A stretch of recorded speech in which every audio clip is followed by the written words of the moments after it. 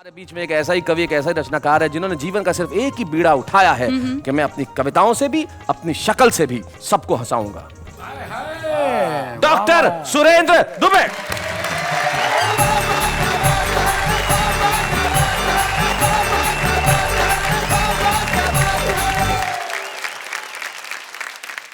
सुरेंद्र दुबे जी, आप उठ के वहां से यहां तक आए तो ऐसा महसूस हुआ जैसे स्विस बैंक से काला धन भारत वापस लौट आया। क्या बात है, क्या बहुत बढ़िया, ऐसा है। जब हमारी पत्नी खुश होती है जी तो कहती है तुम मेरे सोना हो, तुम मेरे चांदी हो, तुम मेरे मोती हो, तुम मेरे धन हो। और बाबा रामदेव कहते हैं काला धन जब्त होगा। क्या बात है, क्या बात है। जब राखी सावंत का स्वयंवर टीवी पे आता था, जब राखी सावंत का स्वयंवर प्रवीण जी टीवी पे आता था, हमारे गांव का हर बूढ़ा चश्मा पोंछ के टीवी का आगू बैठ जाता था। अच्छा, हमने कहा बाबा इस उम्र में स्वयंवर से का लेना देना। बोले बेटा जब तक सांस है तब तक आस है, जब तक सांस है तब तक आस है। और ये स्वयंवर में कौन धनुष तोड़ना है, इसमें तो अपना भी चांस है। भाई साहब कल्पना तो है, जैसे बच्चों के नर्सरी KG1 में पाठ होते हैं, मात्रा नहीं होती है। अमर घर चल, चल अमर घर चल, ऐसे पाठ होते हैं। नेहा जी आप भी पढ़ी लिखी होंगी मैं सोचता हूँ, मतलब इतना पहली तो पढ़ी होंगी। नेता चल, दिल्ली चल, पटना चल, टोपी लगा, कुर्ता पहन, मंत्री बन, हवाला कर, घोटाला कर, तिहाड़ जा। बहुत अच्छे, बहुत बढ़िया। नेता चल, दिल्ली चल, पटना चल, टोपी लगा, कुर्ता पहन, मंत्री बन, हवाला कर, घोटाला कर, तिहाड़ जा, वापस आ, टोपी लगा, कुर्ता पहन, मंत्री बन। क्या बात है, वाह वाह वाह वाह, बहुत खूब, बहुत अच्छे। हिंदी की क्लास थी, हिंदी की क्लास थी, हिंदी की क्लास थी। टीचर एकदम उदास थी, पति से लड़कर आई, अब काहे की पढ़ाई। बच्चों ने कहा टीचर पढ़ाओ, टीचर पढ़ाओ। टीचर ने कहा दिमाग मत खाओ, कल गाय पे निबंध लिखवाया था, जाओ पति पर निबंध लिख कर लाओ। अच्छा। बच्चों ने लिखा पति एक दयनीय पालतू प्राणी। पति एक दयनीय पालतू प्राणी है जिसे हम मनुष्य भी कह सकते हैं। बढ़िया बढ़िया बढ़िया। शादी के पहले पति सामान्यतः मनुष्य ही होता है। पति की 2 आंखें होती हैं जिनसे वो अल्टरनेट देखता है जी। पति के प्रकार, हिंदुस्तान में पति के 2 प्रकार पाए जाते हैं। अच्छा? एक जोरू का गुलाम, शैलेश जी जी, एक जोरू का गुलाम,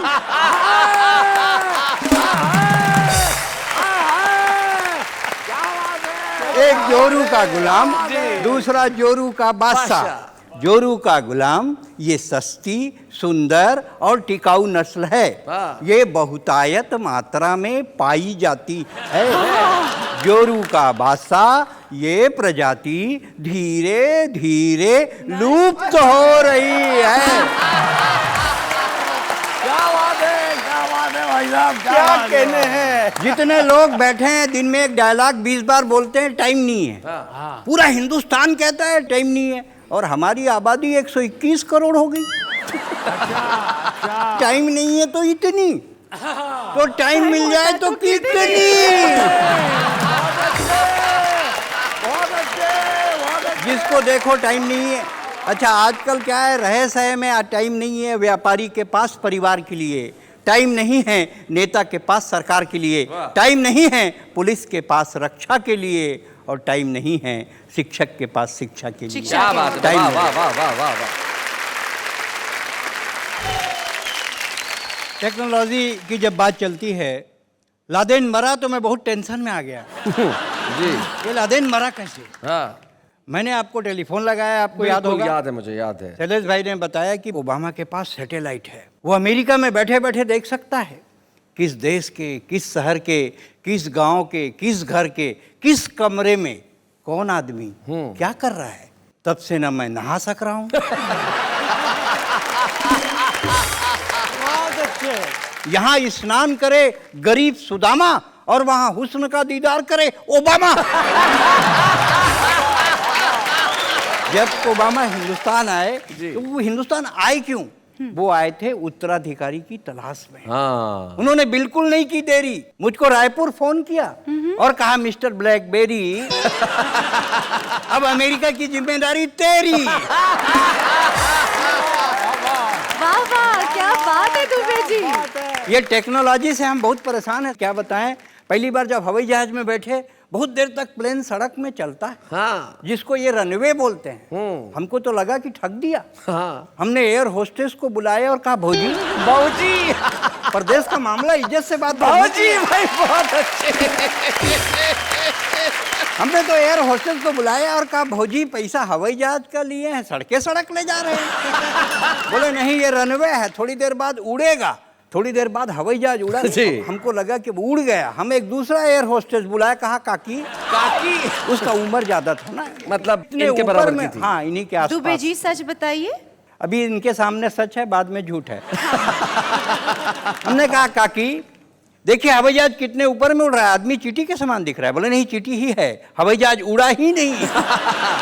जब ऊपर पहुंचे टेक्नोलॉजी ने फिर हमको फंसाया। जी। फिर हमने आपसे सवाल किया, आपको याद होगा। बिल्कुल याद कि है। हवाई जहाज में जब बैठते हैं तो ये पट्टा क्यों बांध देते हैं? बोले इसलिए कि अगर दुर्घटना हो जाए तो कोई भाग ना पाए।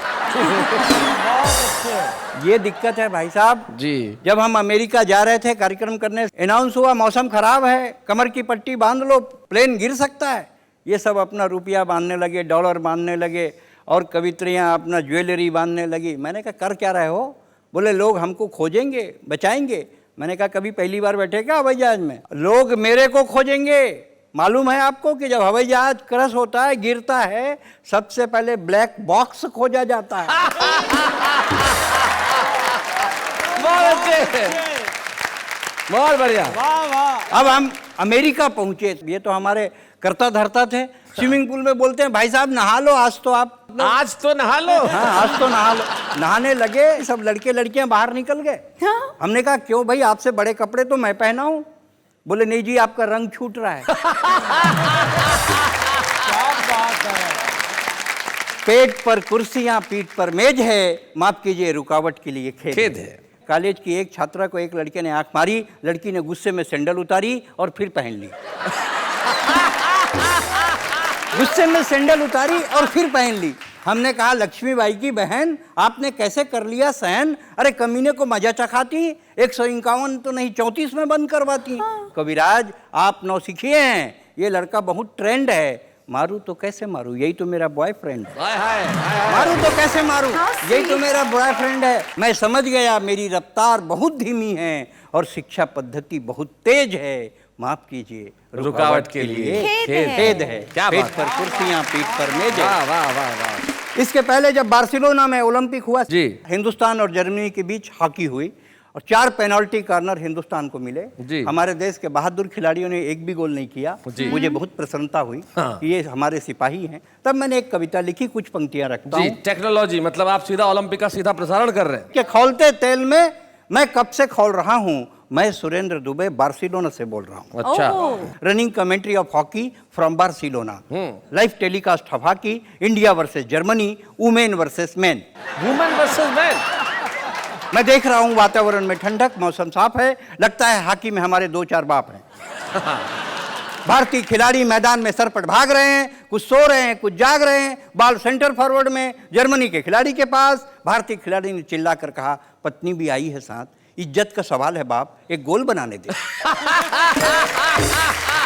इज्जत का सवाल है बाप, एक गोल बनाने दे। सभी ने मिलकर भगवान को मनाया और भगवान ने एक पेनल्टी कॉर्नर दिलाया बाल भारतीय खिलाड़ी के पास। और भारतीय खिलाड़ी ने जैसे ही पेनल्टी कॉर्नर को गोल में तब्दील करने की हिम्मत जुटाई, एक लड़की चिल्लाई हाय। भारतीय खिलाड़ी ने कहा हाय। हाय, अब बाल इधर जाए या उधर जाए। मैं देख रहा हूँ स्टेडियम के कोने कोने दर्शकों से खचाखच भर रहे हैं। हॉकी के छोर से भारतीय खिलाड़ी मार्केट में शॉपिंग कर रहे हैं। Ball in right half Germany के खिलाड़ी के पास, सिर्फ स्टिक बचा है भारतीय खिलाड़ी के पास, उसी को घुसा दिया। जर्मनी का खिलाड़ी चीखा और एम्पायर को पेनल्टी कॉर्नर दिखा, बॉल भारतीय खिलाड़ी के पास। और भारतीय खिलाड़ी ने जैसे ही पेनल्टी कॉर्नर को गोल में तब्दील करने की हिम्मत जुटाई, एक लड़की चिल्लाई, हेलो। भारतीय खिलाड़ी ने कहा, चलो। भारतीय खिलाड़ियों ने अपना तीसरा पेनल्टी कॉर्नर भी आजमाया, पर पदक तालिका में भारत का नाम नहीं आया। भारतीय खिलाड़ी खेल भावना से खेल रहे हैं, राणा सांगा की औलाद हैं, इसलिए 36 घाव झेल रहे हैं। क्या बात है। उन्हें विश्वास है ये गर्दिश भरे दिन कभी तो बीतेंगे, और जब ओलंपिक में 3 देश हिस्सा लेंगे, एक पदक वो भी जीतेंगे। क्या बात है, वाह वाह। शैलेश जी ने कहा कि मैं ब्लैक डायमंड हूँ, यानी कि काला हीरा हूँ, और हीरे की परख जौहरी को ही होती है, जौहरी ने परखा। क्या बात। लेकिन मेरी पत्नी मुझको जब देखो तब कहती है स्विट्जरलैंड चलो। अच्छा। मैं कहा अमेरिका चलो। हाँ। नहीं अमेरिका नहीं, स्विट्जरलैंड चलो।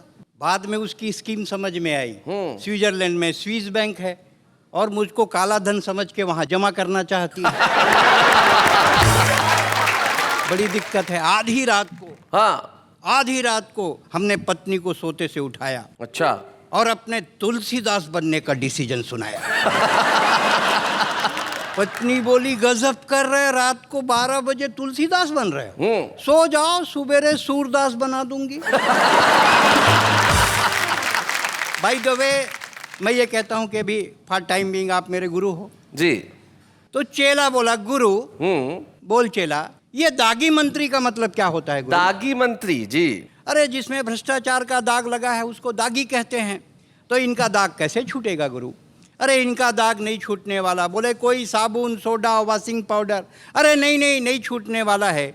तो गुरु इनका दाग कब छूटेगा? जब इनका प्राण छूटेगा, तब इनका दाग छूटेगा। वाह वाह वाह वाह, बहुत अच्छे। चेला बोले, गुरु। बोले हाँ बोल चेला। जब से ये जिस्म और मर्डर फिल्म देखा हूँ, अच्छा, मन पूजा पाठ में नहीं लग रहा है। अब तो मुझको साधु बनना भी अखर रहा है। हमारे जमाने में ऐसा सिनेमा होता तो मैं कभी साधु नहीं बनता गुरु। औरत के कई रूप होते हैं बेटे। वो पत्नी होती है, प्रेमिका होती है, बहन होती है। उसी औरत का एक रूप माँ होता है। क्या बात है, वाह वाह वाह वाह वाह। जिसके स्तनपान से तेरे शरीर में लहू बहता है। क्या बात है, बहुत अच्छा। तेरी माँ ने तेरे बदन पर चर्बी चढ़ाने के लिए पिए होंगे आंसुओं के 1000 घूंट। कभी किसी माँ ने अपने बेटे से नहीं कहा बड़ा होकर औरत की इज्जत लूट। क्या बात है, वाह वाह वाह वाह वाह, बहुत बढ़िया। मेरी नज़र शर्म से झुक गई और मेरे सामने एक लाल बत्ती वाली कार रुक गई। मैंने कहा मंत्री जी, मुझे गांधी के राजघाट जाना है, उन्हें इस देश के बदलते हालात बतलाना है। वाह। तब मंत्री के सेक्रेटरी ने मंत्री के कान में धीरे से कहा, लगता है इसकी गांधी से बहुत पड़ती है। ये कभी जिस दिन भी गांधी की आत्मा से मिलेगा, आप जैसे नेताओं का जिक्र जरूर करेगा। क्या बात है। आप कहें तो इसका अपहरण करवा दूं या इसको गोली से उड़ा दूं। तब भाई साहब, मुझे जिंदगी में पहली बार लगा कि मैंने अपना वोट बेकार किया है और इन लोगों ने तो कुर्सियों से दुराचार किया है। भाई क्या बात है, वाह वाह वाह, बहुत बढ़िया, वाह वाह। और एक विज्ञापन की बानगी मैं जी। आपके सामने रखता हूं कि सुंदर, सुशील, रुक्ष, गृह कार्य में सुस्त, लड़ने में दुरुस्त कन्या के लिए अच्छा। एक सुंदर, टिकाऊ, पोर्टेबल पति की आवश्यकता है। क्या बात है। इनको ध्यान से सुनने दो। नेहा जी आपको समर्पित है। इनको समर्पित, जी। आपके कुछ काम आया शायद। सुंदर, सुशील, रुक्ष, गृह कार्य में सुस्त, लड़ने में दुरुस्त कन्या के लिए एक सुंदर, टिकाऊ, पोर्टेबल पति की आवश्यकता है। पोर्टेबल। पति का पद अस्थायी है, जिसके चालू रहने की संभावना है। पूर्व में पति पद पर कार्यरत प्रत्याशियों को प्राथमिकता दी जाएगी। ये महन पार्टी जो है शैलेश जी, मैं इसकी पूरे अंदर की जड़ जानता हूँ। अच्छा। क्योंकि इस पार्टी का मैं अध्यक्ष हूँ, उस पार्टी का अध्यक्ष बीच में बैठा है। इनका चंदा करना धंधा है। अच्छा, मतलब आप लोगों ने अध्यक्ष पद खुद ही चुन लिया दोनों ने? हो सकता है ये दोनों मिलकर तुम्हें पार्टी से निष्कासित कर दे कभी। जब कोई पद न मिले तो बुद्धिमानी ये है कि आप ले लो। जी। इनका मुख्य काम चंदा है, चंदा इनका धंधा है। आप अध्यक्ष की टोपी उतार के देखिए, अध्यक्ष तो गंदा है। अच्छा, ऐसी पार्टी क्या तरक्की करेगी जिसका सदस्य अभी नेहा जी के साथ डांस कर रहा था? ऐसी पार्टी तरक्की करेगी, असली मजा तो यही ले उड़ा। हमारा कॉन्फिडेंस बहुत तगड़ा है। ये जो सुरेंद्र पार्टी है, इसका कॉन्फिडेंस बहुत तगड़ा है। एक ने हमसे पूछा, आपका लड़का तुतलाता है क्या? हमने कहा हमेशा नहीं तुतलाता, बोलता है तब तुतलाता। बहुत बढ़िया है, आपने टोपी पहनाई।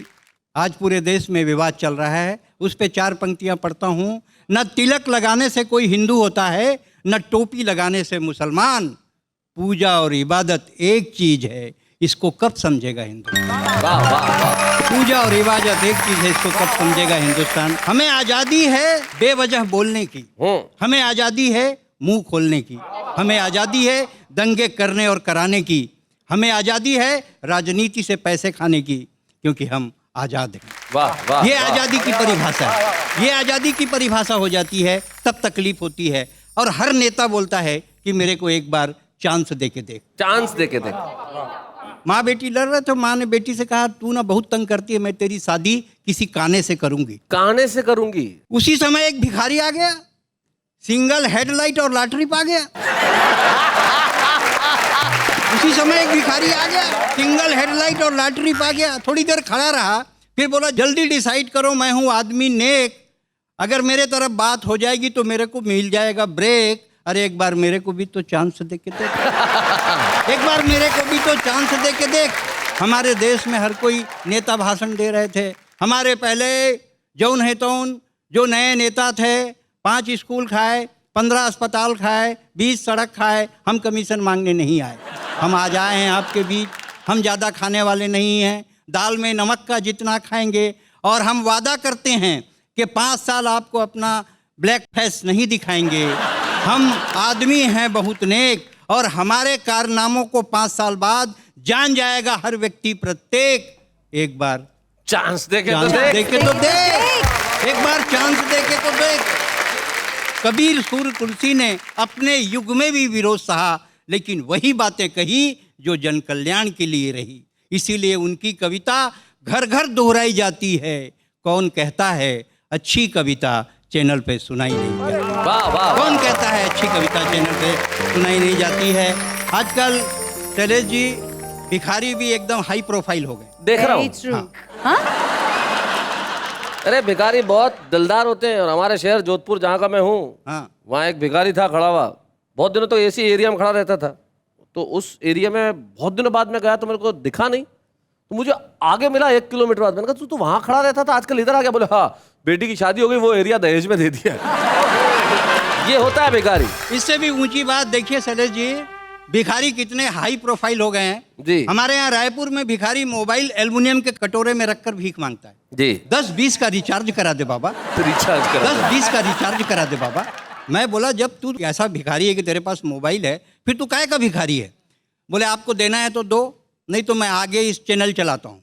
उसने मोबाइल उठाया और अपने दमान को फोन किया। बोला कि एक लाल शर्ट वाला आ रहा है स्कूटर में, बहुत कंगला है, उससे कुछ मत मांगना। इसको बोलते हैं नेटवर्किंग। आइए एक कविता इसी वानगी की आपके बीच रखता हूँ। जी। स्वागत है। एक भिखारी ने दूसरे भिखारी से कहा, जी। अंधे सूरदास पर दया करो बाबा।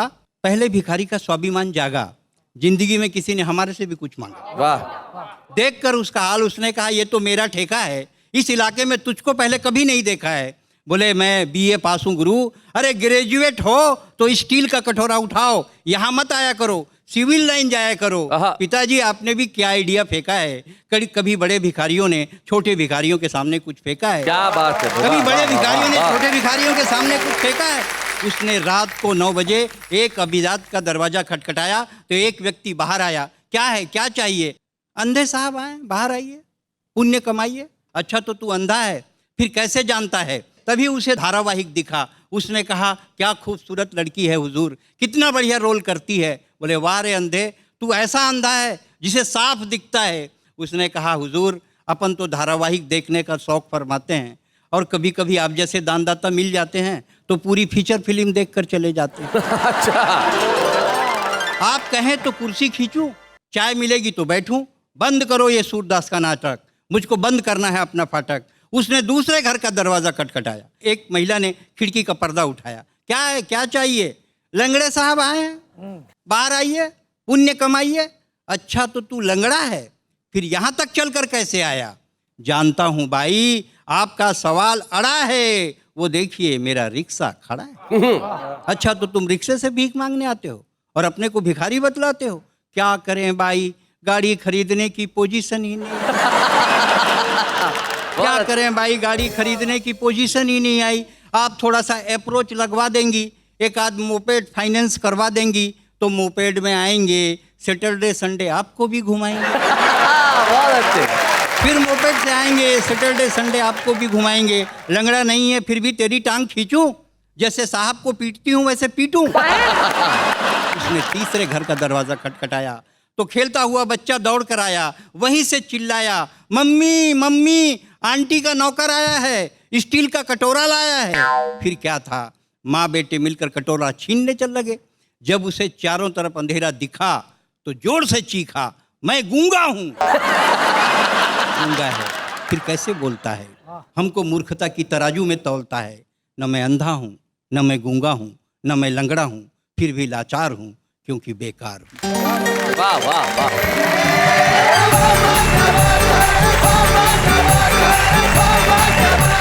ऐसे और भी मज़ेदार वीडियो के लिए हमारे चैनल को लाइक, शेयर और सब्सक्राइब करें।